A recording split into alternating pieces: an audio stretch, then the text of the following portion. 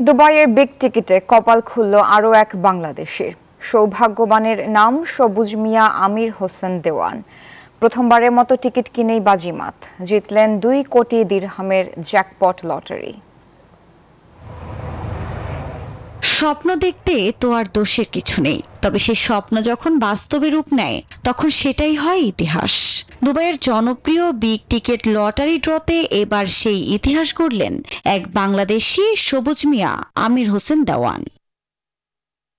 2 কোটি দিরহামের jackpot lottery জিতে কোটিপতি বনে গেলেন তিনি।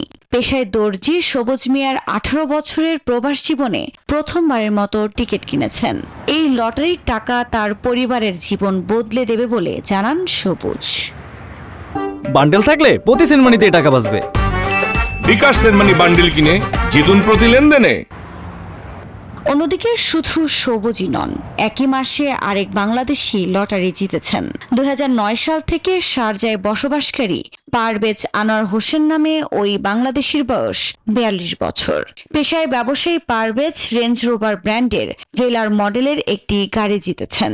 তাদের এই বিজয়ে আনন্দে ভাসছে আমিরাতের বাংলাদেশি কমিউনিটি। ড্রটির আয়োজকরা জানিয়েছেন এই পর্বে আরও 6 জন প্রতিযোগী পেয়েছেন 50,000 দিরহাম করে সান্ত্বনা পুরস্কার। পাশাপাশি বিগ উইন হুইল এ অংশ নিয়ে আরও 4 জন পেয়েছেন 50,000 থেকে 1,50,000 দিরহামের মধ্যে বিভিন্ন পুরস্কার।